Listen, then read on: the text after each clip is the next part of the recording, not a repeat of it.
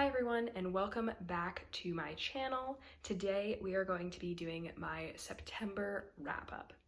So before we get into the books, let me give you some statistics. This month I read 20 books, 11 of them were ebooks from my library, and 9 of them were physical books from my physical TBR. Of those books, the genre breakdown was 7 fantasy, 8 mystery thrillers, 2 romance, 2 sci-fi, and 1 Christian fiction. If you see me looking off to the side, I just have my notes about each of the books on my laptop right in front of me, so that way I can provide you with the best reviews.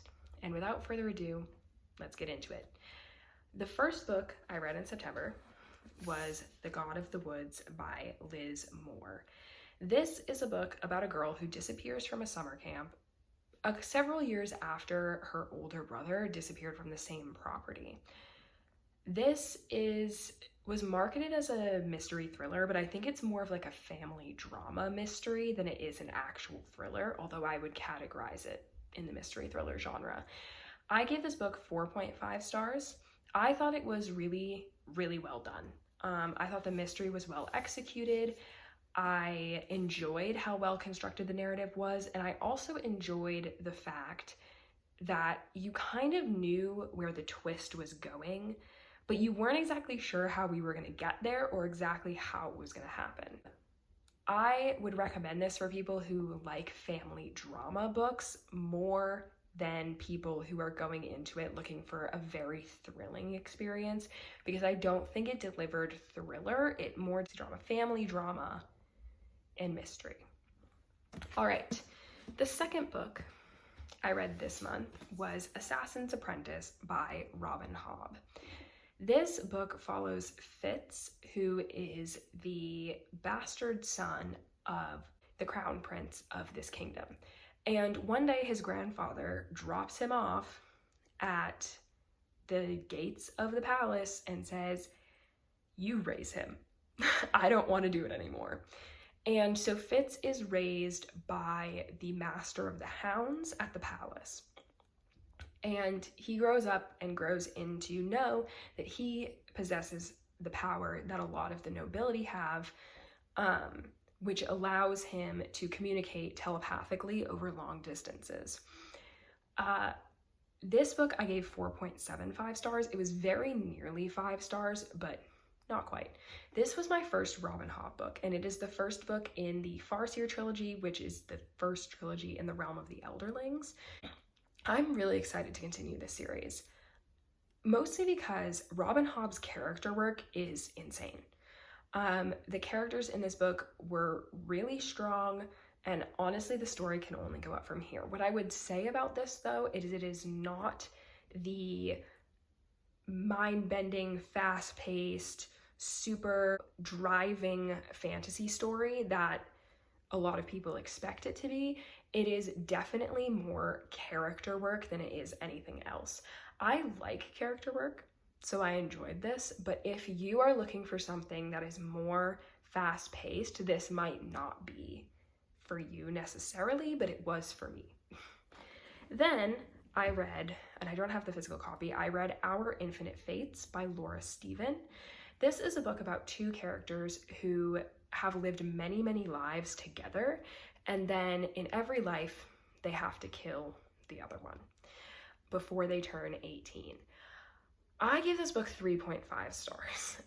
I liked it, but in no way did I love it. I think that there comes a point where there is so much history between 2 characters that is just not explored at all, or is not explored in a focused way, in more of a vague way, that I just couldn't really get behind. I think that the premise of the story is very interesting, and there were aspects of it that I enjoyed, but the story was too broad. Like, the scope of what she was trying to accomplish doesn't work with the manner in which she tried to accomplish it. I think that there was a very compelling story in there, but that it was roadblocked by the fact that she was trying to explain a very extensive history in very little words. And Honestly, this book could have been longer, and I think I would have enjoyed it more because we would have had more time to explore the background between these characters and their relationship, which probably would have made it more compelling.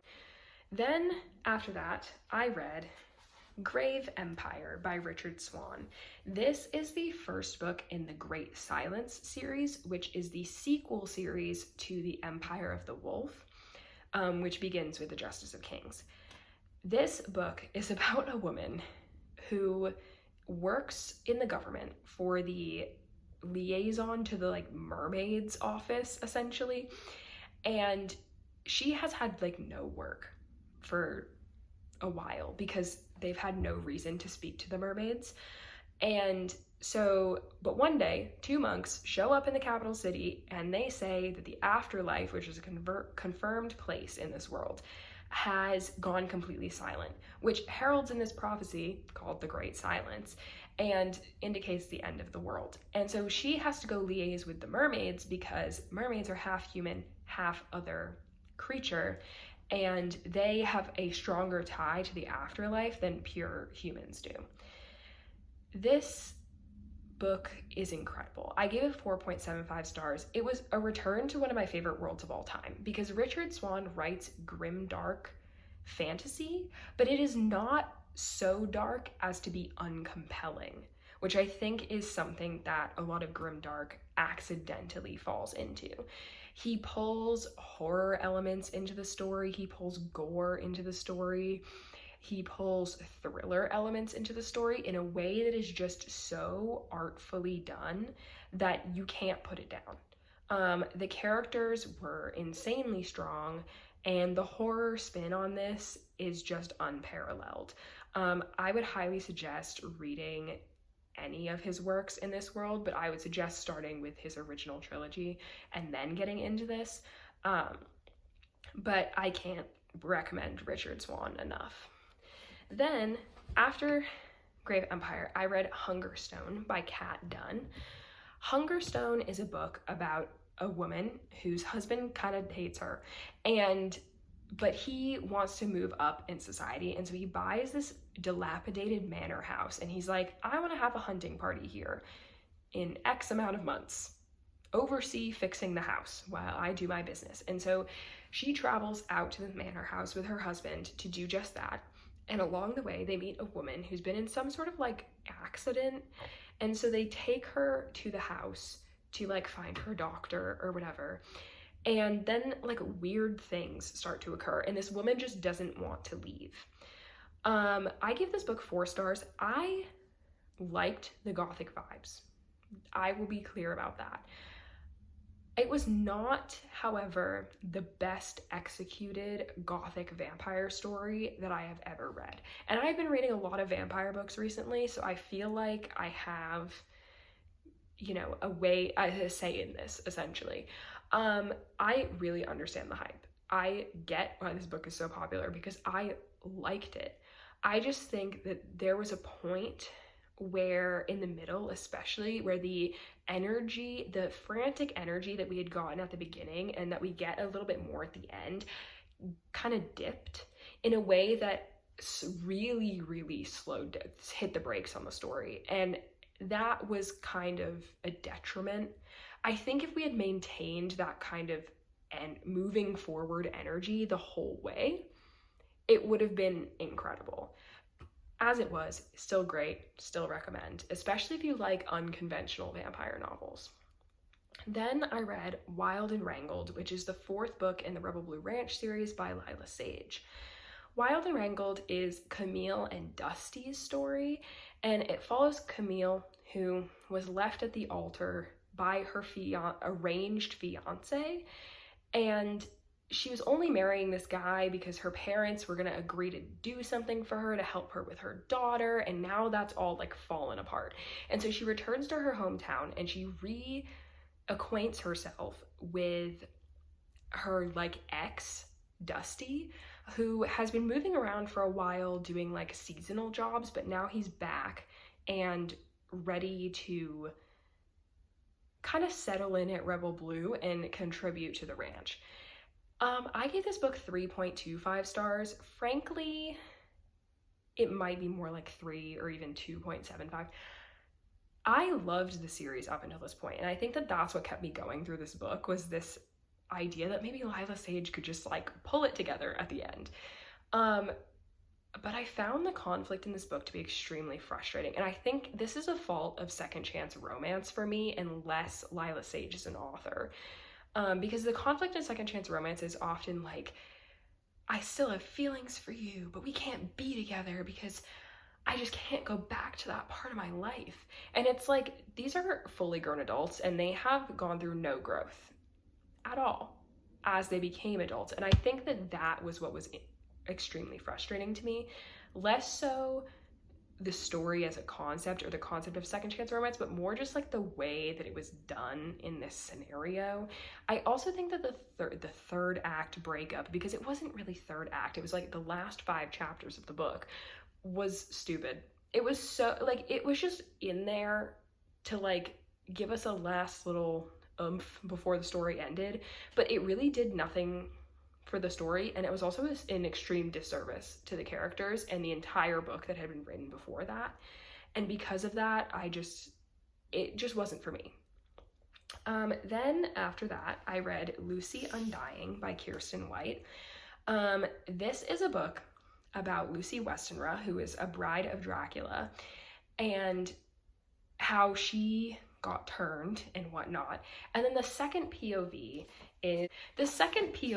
is from Iris, whose mother is the head of a cult that's like obsessed with immortality. And her mother has just like vanished / died. And so she's trying to sell off her mother's assets so that she doesn't have to become the head of the cult. And she meets Lucy because Lucy, the house that Iris is trying to sell is Lucy's childhood home.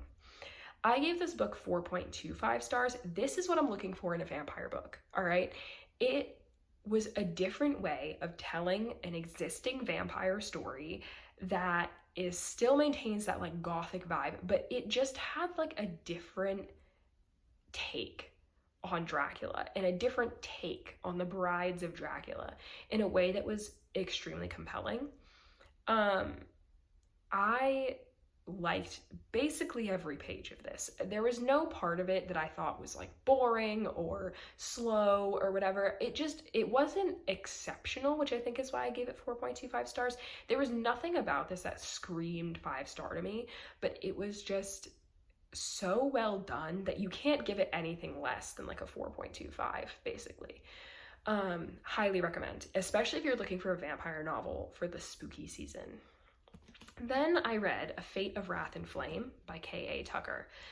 A Fate of Wrath and Flame is a book about a girl who's a thief, and she gets recruited by this like creepy lady to steal something, but then that creepy lady sends her into another dimension, into the body of like another person, and that other person whose body she's inhabiting just murdered the king and queen of this nation, and now she's been captured and accused of murder, and she's like, whoa, that wasn't me. sorry guys, but like that was not me. I gave this book 3.25 stars. It should have been 3.25, and I think that inherently tells you how I feel about it. This book was fine. I will not be continuing the series. It's a 4-book series. I think that there's just nothing to say about it. As soon as I finished it, the entire plot of the book just like exited my memory. Like I can barely remember like anything that happened, and there were vampires involved, but it was like really unclear why they were vampires. I don't know. I just couldn't care enough about it. And this to me was like the book equivalent of like being stuck in traffic. Like you're making forward motion, but it's like not meaningful or effective in any way.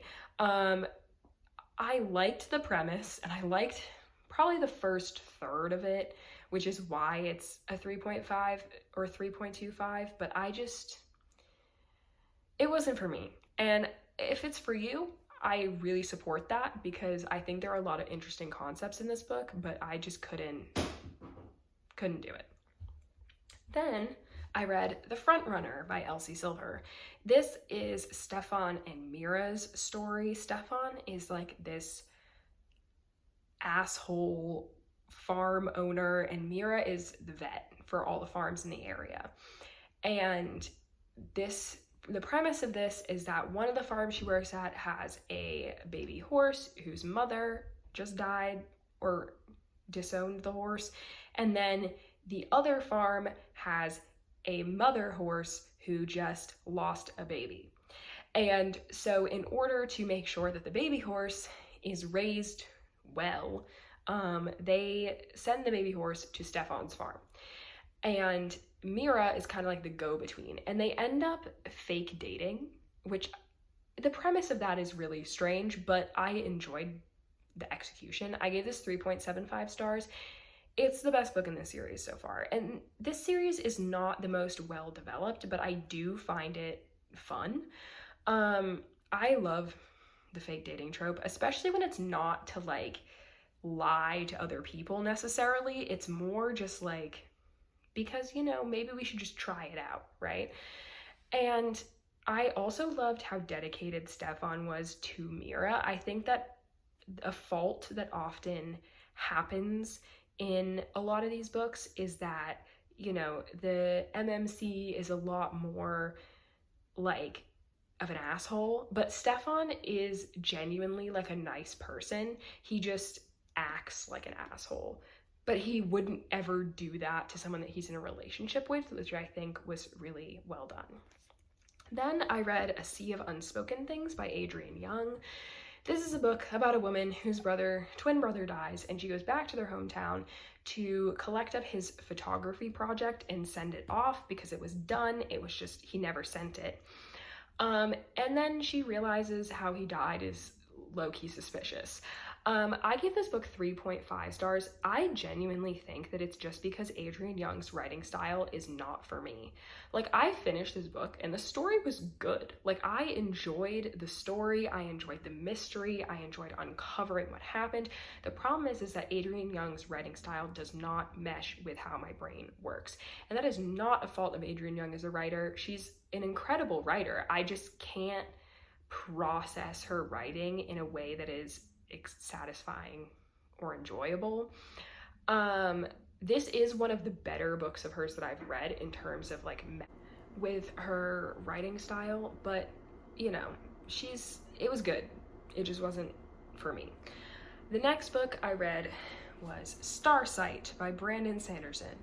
This is the second book in the Skyward Quartet, and it follows Spensa, who becomes a pilot, and now she's going on an adventure because an alien just crashed on her planet, and they need to figure out what the context of that is.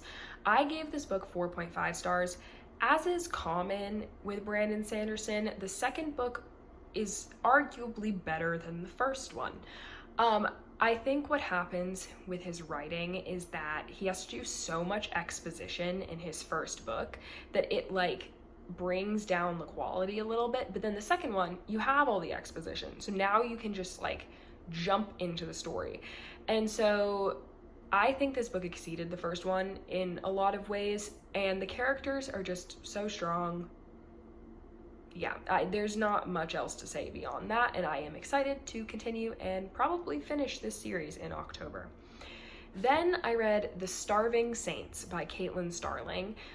This is a book about three women, kind of a witch character, a royal guard character, and then like a servant character, who are living in a fortress that's under siege, and this fortress is about to run out of food, and there's a lot of people in there, and so everyone starts praying to the saints that they worship, and then those saints show up and bring food, but it's a little fishy that they just like would randomly show up now. And I gave this book 4.25 stars. It was horror, it was gory, it was gross, it was weird, unsettling, basically all of the adjectives that you can think of. But I will say the one failing was that it was very vague in a lot of the horror elements, and I would appreciate slightly more specificity, but I think that I enjoyed it because I could kind of suspend my need to know what was happening in order to enjoy it. But if you're the type of person who like needs to have answers by the end of the book, this book might not be for you, just because you don't get a lot of answers by the end of the book. Okay, then I read When the Moon Hatched by Sarah A. Parker.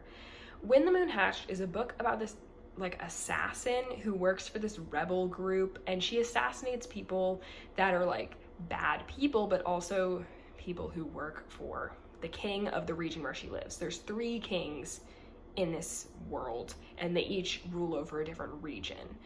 And then one day she's being stalked by this like random guy, but he doesn't like hurt her or anything. He's just like shows up and is ominous or whatever.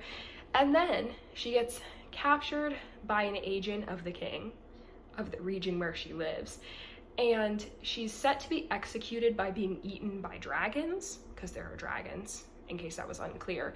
And she gets rescued by the mysterious stranger and his dragon, and the adventure ensues, right?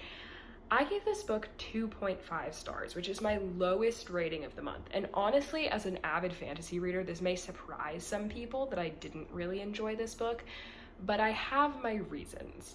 The first is that this book, kind of like another book I read this month, it just felt like being stuck in traffic. Like, there was forward motion in the story, but none of it was really effective or, you know, meaningful in any way. It just felt like walking through a swamp. Like, you were making progress, but you kind of hated every minute of it. And this made me feel like it was a prologue for a 700-page prologue, by the way, for a better story. Or that she could have taken elements that were really cool about this and written a way better book, right? I think what also pissed me off was that these main characters were like the distillation of so many fantasy tropes.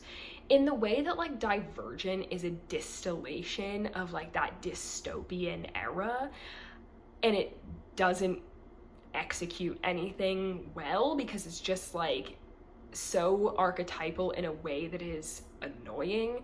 This was similar. The main character, the main girl, is just the silver-haired assassin who's like kind of rude, but she has a heart of gold, right? And then the main guy was like, and I'm brooding, and but I have a secret past and scars, you know? And it just like, it made me so mad because there was so much that could have been done with this that was so cool. But then it just was so not riveting in any way, shape, or form. And it's marketed as like this exciting, insane, cool world. And then it was that. And I can't get behind it. I will not be continuing the series. And if you're the type of person who reads voraciously in the fantasy genre, I would not recommend. Then I read The Only Good Indians by Stephen Graham Jones. This is my second Stephen Graham Jones book, and I did not enjoy this as much as The Buffalo Hunter, but it was still good. This is a book that follows a group of Blackfeet men who killed a bunch of elk one time, and now many years later, they're being haunted by a spirit. I gave this book 3.5 stars. This was really good, but the problem that I had with it was that the first third of the book and then the rest of the book felt like 2 completely different stories. The first third of the book was like this riveting, scary, unsettling thriller, and then the second part of the book was like much more like of a gory kind of horror type of thing.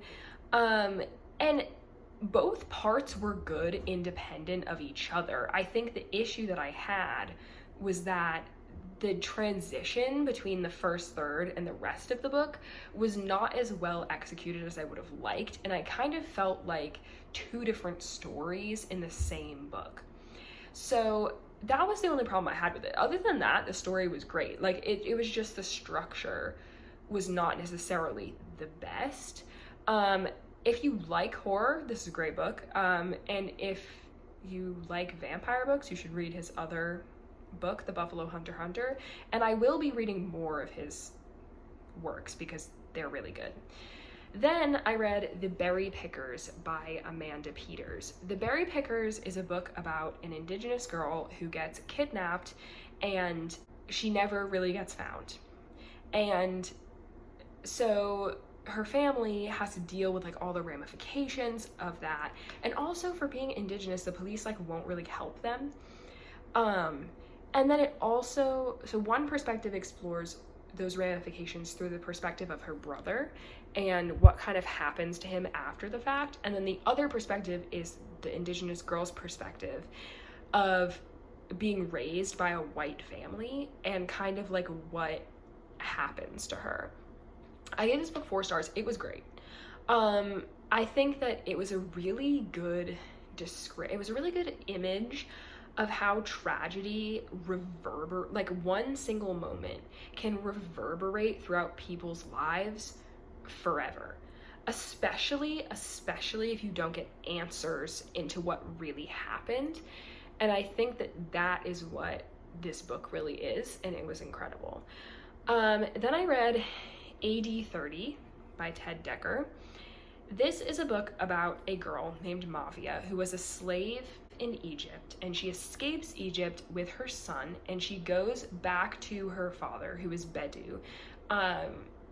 And you know, he doesn't like her because she was a slave, and it's kind of like against their religion to like support babies that were born out of wedlock as well. There's a lot of circumstances. And one day a rival group of Bedu come to the city where she lives with her father, and they attack and kill basically everyone and take her father captive. And her father tells her, go to King Herod and beseech him to come and fight and help us. And so she goes on an adventure to beseech King Herod, and on the way she meets Jesus. This is Christian fiction. I gave this 4 stars. I liked this book because the story surrounding Mafia was very, very well done. The only problem I had with it was that the religious teachings of Jesus were like direct quotes from the Bible, and so they felt a little bit clunky, and like they were inserted in a way that didn't flow super well. But if you can get past that, the story is really quite good. Then I read A Drop of Corruption by Robert Jackson Bennett. This is the second book in the Shadow of the Leviathan series, which is a very like Sherlock and Watson, you know, type of story. So this takes place in a world where people can have powers, like they're enhanced using the blood and like body parts and stuff of these giant creatures called leviathans, which come out of the sea. And one of our main characters, Dinios Cole, or Din, is enhanced to be an engraver, which means he remembers everything he sees, hears, reads, whatever. And he reports to our Sherlock-esque character, Anna Delabra, who also has some sort of enhancement, but it's kind of a big mystery what it is. And this particular book in the series is about a man who disappears out of a locked room and then like 3 days later is found dead in a canal. And they have to solve the mystery. I gave this book 5 stars. This is a 5-star series for me. It's a fantasy mystery, which I think is a genre that is ill-tapped and should be explored more. I actually have no notes on this book whatsoever. I have no problem with anything that I read. Everything about this was impeccable. It was better than the first book in the series, and I will never stop recommending Shadow of the Leviathan because it's just so good. Then I read Cursed Bunny by Bora Chung. I promise we're getting close to the end. Cursed Bunny is a short story collection that is just like kind of strange. Like there's really nothing more to say about it beyond like it's horror sort of, but like it's mostly just like strange and a little gross, you know? I gave this 4 stars. It's hard to rate short story collections because you want to give each story its own individual rating, but I think I would give it 4 stars as a collection because it was so cohesive. I think something that short story collections fall into often is this lack of cohesion with the main theme running throughout, and this book nailed it. Obviously though, rating is knocked down because I like some stories more than others. I think my favorite in this collection was The Embodiment, and so I would highly recommend this collection if you're okay with things that are like kind of gross and a little weird, you know? Anyway, this was really good. Then this morning, I finished Nona the Ninth by Tamsin Muir. Nona is the 3rd book in the Locked Tomb series, which starts with Gideon the Ninth, then Harrow the Ninth, then Nona the Ninth. And presumably at some point we will be getting the 4th book, Elective the Ninth, but there is no release date that's been announced. This book follows Nona, who is a girl who kind of has like amnesia, and she works as a teacher's aide at this school, and she runs with this like gang of kids with like strange code names, and she knows that there's something fishy going on about her and her life, but she doesn't really care. She's very like she has pep in her step. She's just living life. The whole book takes place over 5 days, and I really can't say much about it without spoiling the series. But I highly recommend the Locked Tomb series. It is extremely confusing, and every time I read a book from the series, I feel like my brain is melting, and then I have to go read the Locked Tomb wiki to like understand what just happened. But it works. I gave this book 4.25 stars, and I think that everyone should read Locked Tomb. That's my hot take. Then, finally, I read Piranesi by Susanna Clarke. Piranesi is a book about a man named Piranesi who lives in this like house. The house is implied to be infinite rooms of just like full of statues, and it has 3 levels. The bottom level is just entirely ocean. The middle level is like where Piranesi lives, and then the top level has like clouds and birds and stuff. And Piranesi lives there with one other person called the Other, and it's kind of just like, it's not really a mystery, but like you start to realize that everything is not as it seems after a while. I give this 5 stars. This is just an unforgettable book. You can't get any better than this.